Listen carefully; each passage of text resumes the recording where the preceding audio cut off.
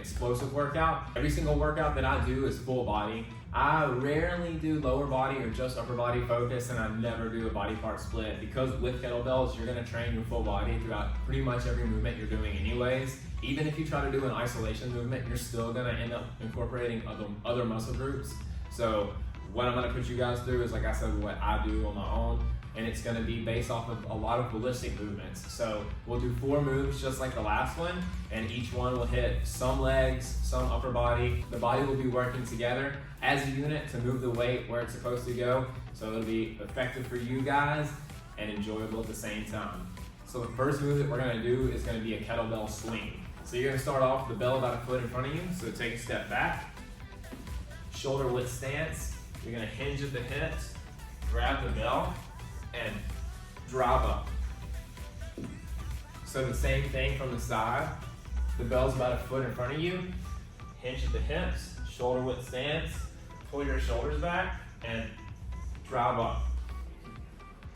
So all of your power is gonna be in your hips. So in your glutes, your hamstrings, your quads, you're gonna have your shoulders back the entire time. You don't wanna be swinging the bell with your shoulders. You wanna be using all the power that's in your hips to be able to move the weight up. So the bell should technically float at the top. So if the bell's not floating, if it's pulling you forward, you're not transferring power properly. So you need to make sure you're driving more through your hips. So for the first exercise, we're gonna do swings, and we'll do 4 sets of 10 to 12 reps. And this is kind of a warm-up for me a lot of times, so I'll usually start off with a lighter weight, but we're gonna stick with a 24 throughout this entire workout, and we'll do this whole set together, and then you guys can do the other 3 sets on your own, and then I'll move on to the next exercise. So we'll start off with 10 to 12 swings right now. So remember, your shoulder width apart, push your hips back, grab the bell to about a foot in front of you, and swing.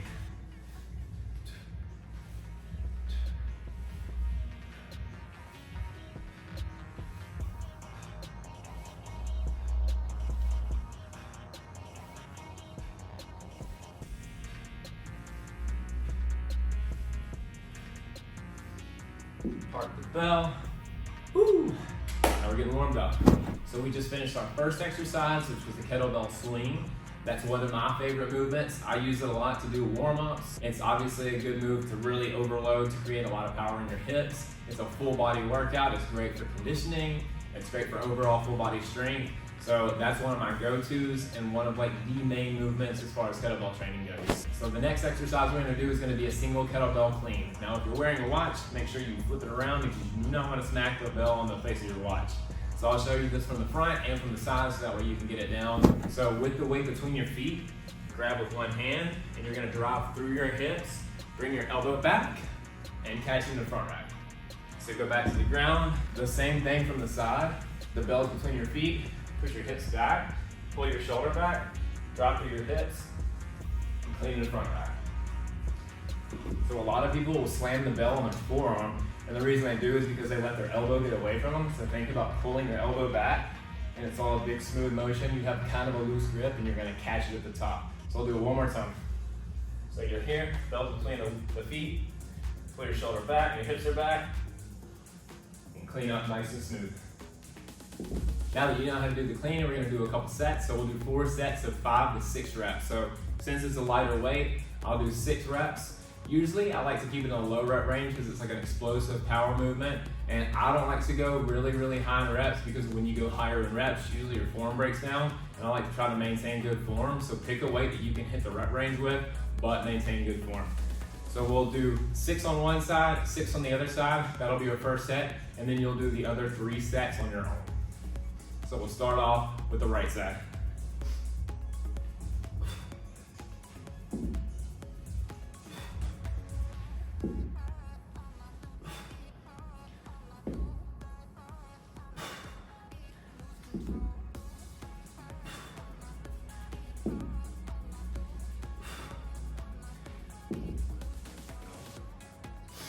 Oh baby.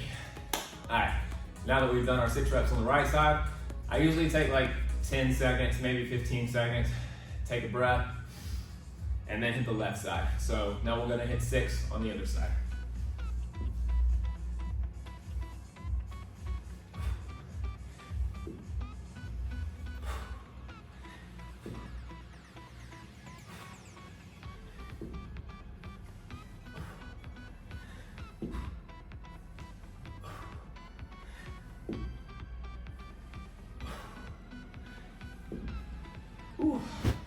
All right, so now that you've done your clean, you're gonna do 3 more sets on each side, and that'll be 4 total sets of 6 reps on each side. So 5 to 6 reps each side, 4 total sets. So now that we finished with that, we're gonna move on to the next move. It's gonna be a single arm floor press. So on your floor press, we're gonna do 4 sets of 6 to 8 reps on each side. Make sure you take as much time as you need to between sets. I usually take about a minute. Technically, this is like a strength movement, and it could be like a hypertrophy move, but I'll do a different variation of that on that day. But for today, we'll do a floor press, but we'll use a pause. So with the pause, you take the momentum out of the equation. You actually stop at the bottom and press, so it makes it somewhat of an explosive movement. So you're gonna need your mat and the kettlebell. You're gonna lay down for this one. I'll show you guys how to get set up. So you're laying on the floor here. Don't forget to flip your hat. So laying on the floor, you got your kettlebell right here. You're gonna lay down on the floor, grab the bell with both hands, hold it straight overhead, make sure your feet are firmly planted on the ground. You can do whatever with this hand. Sometimes I'll put it on the ground for support. You're gonna lower it down, pause for a second, and press up.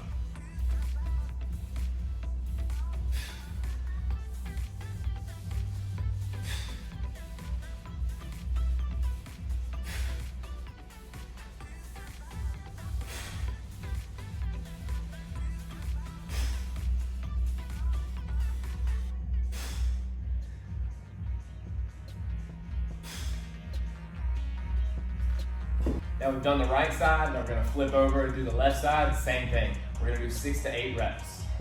Remember, feet planted firmly on the ground, grab the bell with both hands, bring it around, up top, and you're gonna lower, pause, and press.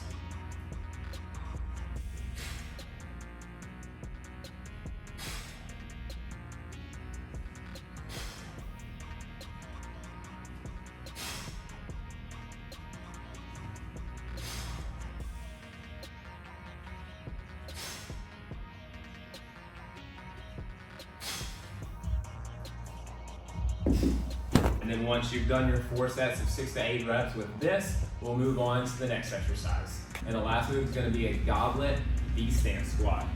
So a V-stand squat is essentially the same as a squat. The only difference is you're using this leg or this leg. That'll be your leading leg, and you'll be putting all of your focus or most of your focus on that. Some people call it a kickstand squat. I call it a V-stand squat. But essentially it's a unilateral squat, so you're shifting your focus to one leg versus bilateral, where you're putting your weight evenly distributed on both legs. So this kind of pinpoints weak spots. You can use it as like a single leg movement essentially, like to progress like pistol squats and things like that. But we're gonna do it in goblet position, and we're just gonna focus on putting that weight on one leg, so you'll essentially shift your weight over onto this hip, whichever hip is the loaded side, and you'll press off of that leg using the other leg for support. So you're gonna start with the weight between your feet, just like normal. Clean it up to the goblet position. You're gonna slide this foot back. You're gonna shift your weight over onto the leading leg's hip, and you're gonna do a squat. And focus on driving off this right leg. And the same thing on the left side. You'll clean it up, shift this foot back. See how I shift my weight over to my left hip, and then you're gonna drive off of your left leg and use that right leg just for support. Now from the side, this is what it looks like. You got your bell between your feet. You're gonna shift this leg back. This is the working leg, the right leg. Lower into a squat and drop back up. Same thing on the other side. Shift this right leg back. Squat, drop back up. So how this is gonna work is you'll do 4 sets of 8 reps on each leg. So it'll technically be 16 reps total, but remember each leg is doing the work, and you wanna load each leg with the right amount of volume. So I like to do 4 sets, and that's 8 reps per leg. So we'll do the first one together, the first set we'll do together, and all the other ones you can do on your own. So I'll show you how to do it again. So you're gonna start with the weight between your feet. Clean it up. We'll start on the right leg, shift that weight over on your hip, move this left foot back, and you'll go for 8.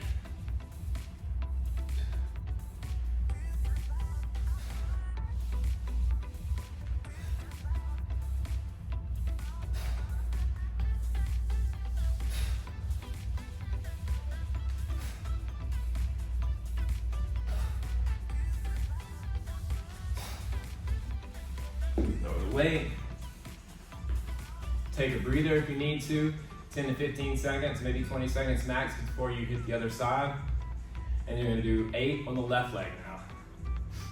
So same thing, start with the weight between your feet, clean it up, shift the weight to your left foot, move this right foot back, and remember you're driving off your left leg only.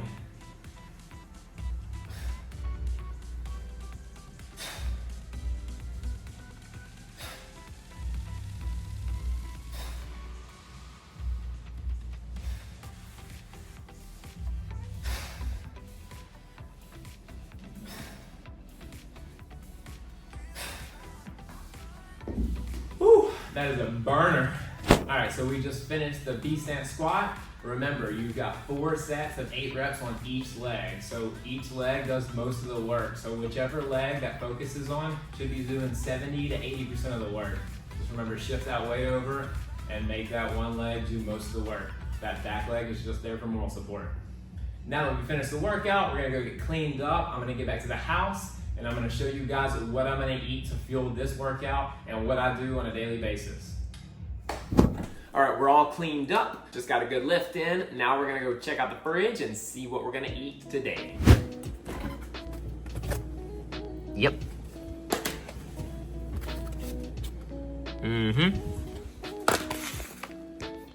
Oh, baby. All right, so we've got garlic pasta and rotisserie chicken. So I actually just found out about this option. You can get food in bulk essentially. So 2 servings of each one. I'm gonna mix them together and we're gonna have some chicken pasta.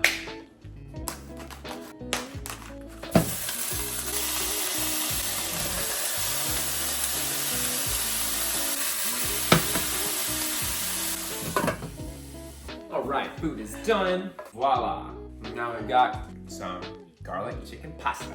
So I actually like this because I can do the serving size how I want to versus the little prepackaged ones. Those are awesome, but this is like a real meal prep hack. So check out Flex Pro Meals. I'm gonna go eat and I will see you guys on the next one.